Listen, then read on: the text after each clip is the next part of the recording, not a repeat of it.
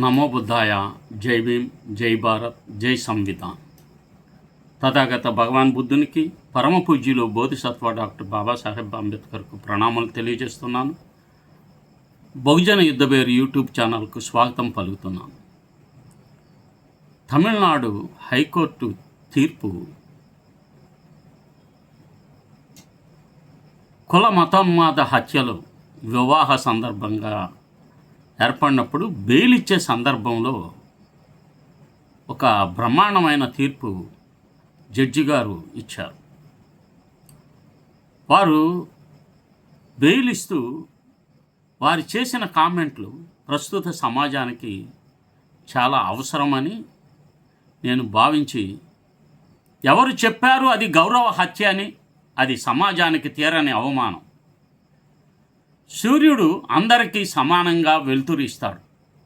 వర్షం అందరి మీద సమానంగా కురుస్తుంది. గాలి అందరికీ ఒకేలా అందుతుంది. అయితే ప్రకృతికే లేని కుల వివక్ష మనుషులకు ఎందుకు వచ్చింది? ఈ ప్రశ్న ప్రతి భారతీయుడు తనను తాను ప్రశ్నించుకోవాల్సిన సమయం వచ్చింది.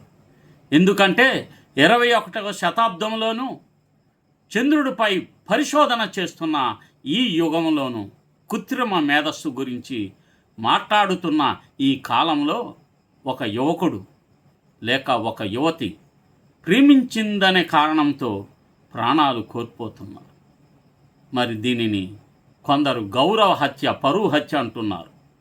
కానీ నేను అడుగుతున్నాను, ఒక మనిషిని చంపడంలో గౌరవం ఎక్కడ ఉంది? పరువు ఎక్కడ ఉంది? ప్రేమించినందుకు ప్రాణాలు తీయడం గౌరవమా అని ఎక్కడ రాసింది? అందుకే మద్రాసు హైకోర్టు చేసిన వ్యాఖ్యలు దేశవ్యాప్తంగా చర్చనీయాంశంగా మారాయి. తమిళనాడులో జరిగిన దారుణం 2025 జూలై 27 తమిళనాడులోని తిరునెల్వేలి జిల్లా కవిన్ సెల్వ గణేష్ అనే 23 ఏళ్ల దళిత యువకుడు ఐటీ ఇంజనీరింగ్ చదువుతున్నాడు. తన భవిష్యత్తు కోసం కలలు కంటున్న యువకుడు ఒక యువతని ప్రేమించాడు. అంతే, అతని నేరం అక్కడితో పూర్తయిపోయింది. ఆ యువతి సోదరుడు సురిజిత్కు ఈ ప్రేమ నచ్చలేదు. ఎందుకంటే కవిన్ దళితుడు కాబట్టి. కుల అహంకారంతో మానవత్వాన్ని మించిపోయింది. కవిన్ను ఒక ప్రాంతానికి పిలిపించారు. అతని కళ్ళల్లో కారం కొట్టారు. కత్తులతో దాడి చేశారు. శరీరంపై 19 లోతైన గాయాలు చేశారు. చివరకు ప్రాణాలు తీశారు. ఇది ఒక యువకుడి హత్య మాత్రమే కాదు, ఇది భారత రాజ్యాంగం ఇచ్చిన స్వేచ్ఛపై దాడి. మరింత బాధాకరమైన విషయం, హత్య చేసిన తర్వాత నిందితుడు తన తండ్రికి ఫోన్ చేశాడు.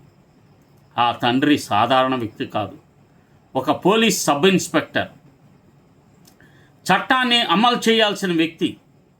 కానీ కొడుకుని చట్టాన్ని అప్పగించకుండా దాచిపెట్టినందుకు సహాయం చేశాడనే ఆరోపణలు బలంగా ఉన్నాయి. తర్వాత సిబిసిఐడి ఇద్దరిని అరెస్ట్ చేసింది. ఇక్కడ మనం ఆలోచించాల్సింది ఏమిటంటే, కులం అనే విషం ఎంత లోతుగా మన సమాజంలోకి చొచ్చుకుపోయిందో. మద్రాసు హైకోర్టు చేసిన చారిత్రాత్మకమైన వ్యాఖ్యలు ఈ కేసు సందర్భంగా జస్టిస్ బి పుగలేంది గారు చేసిన వ్యాఖ్యలు ప్రతి భారతీయుడు తప్పనిసరిగా వినాల్సినవి. జడ్జీలైన మేము కూడా కులం నుంచి తప్పించుకోలేకపోతున్నాం. ఇది చాలా ఆలోచింపజేసే మాట. తీర్పులు చట్ట ఆధారంగా రాస్తారు, కానీ కొందరు వాటిల్లో కూడా కులాన్ని వెతుకుతున్నారు. అంటే సమస్య ఎంత లోతుగా ఉందో అర్థం చేసుకోవచ్చు. ఇది గౌరవ హత్య కానే కాదు, ఇదే అత్యంత ముఖ్యమైన వ్యాఖ్య. కులం పేరుతో ప్రాణాలు తీయడం గౌరవం ఏమాత్రం లేదు. అది అవమానకరమైన, అనాగరికమైన చర్య. అది నాగరిక సమాజానికి మచ్చ. అందుకే అది గౌరవ హత్య అనే పదాన్ని కూడా మనం పునఃపరిశీలించాలి. అది గౌరవం కాదు, ఇది కుల మతోన్మాద హత్య. సైనికుడికి కులం ఉంటుందా? సరిహద్దులో నిలబడి దేశం కోసం ప్రాణాలు అర్పించే సైనికుడికి కులానికి ఏ కులానికి చెందినవాడో మనం అడుగుతామా? లేదు. ఎందుకంటే అక్కడ భారతీయుడే కనిపిస్తాడు. అయితే మన పక్కింట్లో ఉండే మనిషిలో మాత్రం కులం ఎందుకు కనిపిస్తుంది? చట్టాలు మాత్రమే సరిపోవు. ఎస్సీ ఎస్టీ అత్యాచార నిరోధక చట్టం ఉంది, రాజ్యాంగం ఉంది, కోర్టులు ఉన్నాయి. అయినా కేసులు ఎందుకు తగ్గడం లేదు? ఎందుకంటే సమస్య చట్టంలో లేదు, సమస్య మనసుల్లో ఉంది. బాబాసాహెబ్ ఏమన్నారంటే, డాక్టర్ బాబాసాహెబ్ అంబేద్కర్ చాలా క్రితమే ఈ సమస్యను గుర్తించారు. కుల వ్యవస్థను నిర్మూలించాలంటే కులాంతర వివాహాలు పెరగాలి అని చెప్పారు. ఎందుకంటే కులం నిలబడేది వివాహ వ్యవస్థ మీదే. కుల గోడలను కూల్చడగలిగేది ప్రేమ. అందుకే కులవాదులు ప్రేమ అంటే భయపడతారు. సమాజానికి అసలు ప్రమాదం ఏమిటి? దళితుడు ఒక ఆధిపత్య యువతని ప్రేమించడం ప్రమాదమా? లేక ప్రేమించినందుకు ఒక యువకుణ్ణి చంపడం ప్రమాదకరమా? ఒక యువతి తన జీవిత భాగస్వామిని ఎంచుకోవడం ప్రమాదమా? లేక కులం పేరుతో హత్య చేయడం ప్రమాదమా? సమాధానం స్పష్టంగా ఉంది. ప్రేమ సమాజానికి ప్రమాదం కాదు, కుల ద్వేషమే ముఖ్యమైన ప్రమాదం. విద్యా వ్యవస్థలో మార్పు అవసరం. జస్టిస్ పొగలేంది గారు చెప్పిన ఒక విషయం చాలా ముఖ్యమైనది. స్కూల్ స్థాయి నుంచే పిల్లలకు సమానత్వాన్ని నేర్పాలి. పిల్లలు పుట్టినప్పుడు కులం తెలియదు, ద్వేషం తెలియదు, మనమే వారికి చెప్తున్నాం. అందుకే మార్పు కూడా మన నుంచే రావాలి.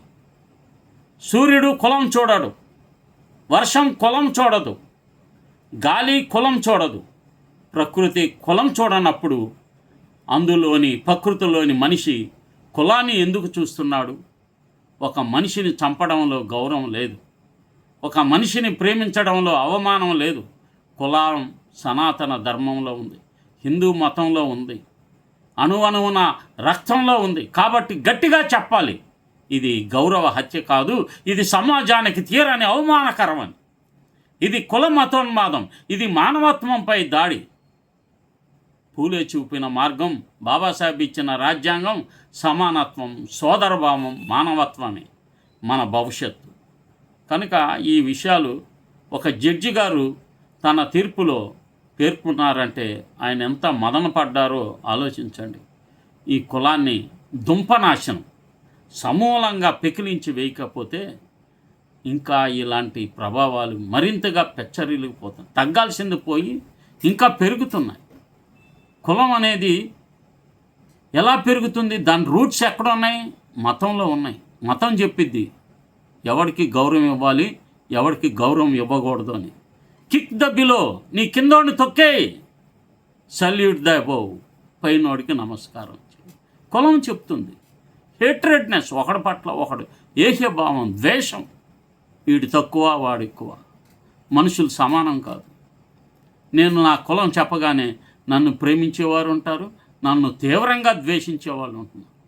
ఇప్పుడు ఈ వీడియోలు చేస్తున్నాను, తరచుగా వాట్సాప్లో రిపోర్ట్ చేస్తున్నారు ఈ వీడియోలు నేను మంచిగా చెప్పినందుకు. వాట్సాప్ నన్ను రిస్ట్రిక్ట్ చేస్తాను.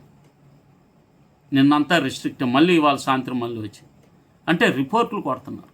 మనం మాత్రం మన మీద ఎవరు తప్పు చేసినా కానీ రిపోర్ట్ చేయం, హ్యాపీగా ఉంటాం, స్పందించం, కనీసం సబ్స్క్రైబ్ చేయం.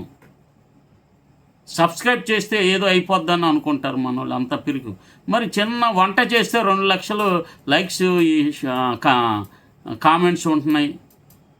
చిన్న చేపలు తోమి చూపిస్తే చాలు, లేకపోతే ఏ కూర ఎలాగా వండాలి అని చెప్తే చాలు, లేదనుకుంటే ఒక రైల్వే స్టేషన్ చూపించినా చాలు, వేలల్లో వ్యూస్ వస్తున్నాయి. కానీ ఇలాంటి సామాజిక అంశాలు చెప్తున్నప్పుడు లైక్స్ కొట్టకపోగా రిపోర్ట్స్ కొడుతున్నారంటే ఎంత దుర్మార్గమైన మనస్తత్వం, జీర్ణించుకోలేకపోతున్నారు. Caste is the motion of your mind, ఒక మానసిక రుగ్మత. Caste is a device to divide the people. ఒక పనిముట్టయ్యా అది. దాని పని ఏంటంటే మనుషులను విడగొడతా ఉంటుంది, కైమా చేస్తూ ఉంటుంది, విడగొడతా ఉంటుంది. అది నిరంతరం విడగొట్టే, డివైడ్ చేస్తూ ఉంటుంది. మనం కలపగలగాలి. BC, SC, ST, minority, one blood one race, one blood one race. రకరకాల ప్రాంతాల్లో ఒకే కులస్తులు కొందరు బీసీ లిస్టులో ఉంటారు, ఒకళ్ళు ఎస్సీ లిస్టులో ఉంటారు. అదే కులం వాళ్ళు కొంతమంది ఎస్సీ లిస్టులో ఉంటారు, మైనార్టీలుగా ఉంటారు. ఇప్పుడు ఎక్కడి వరకు వచ్చిందంటే ఈ కులం పరువు అనే హత్యలు ఎంబీసీల మధ్య వచ్చి మోస్ట్ బ్యాక్వర్డ్ క్లాసెస్ కమ్యూనిటీస్ దళితుల పట్ల ఏహ్యభావం కలిగి ఉన్నాయి. ఇటు ఆధిపత్య కులాలు ఒకవైపు నుంచి, ఇటు కింద కులాలు మరొక వైపు నుంచి. ఇంత దుర్మార్గకరమైన పరిస్థితి, ఇంత దారుణమైన పరిస్థితి ఎప్పుడు ఉండదు. చాలా పెట్టరేగిపోతుంది. ఇలాంటి వాళ్ళు పవన్ కళ్యాణ్ లాంటి స్టేట్మెంట్స్ ఉంటాయి కదా, అట్లాంటి వాళ్ళ రాజకీయ నాయకులు, మత విశ్వాసం కలిగిన వారి పట్ల వారే వీటిని అన్నిటినీ పెంచి పోషిస్తున్నారు. కనుక జాగ్రత్త అవసరం. ఈ విషయాలపై మీరు ఆలోచించారని చెప్పి నేను విజ్ఞప్తి చేస్తున్నాను. నమో బుద్ధాయ. జై హింద్.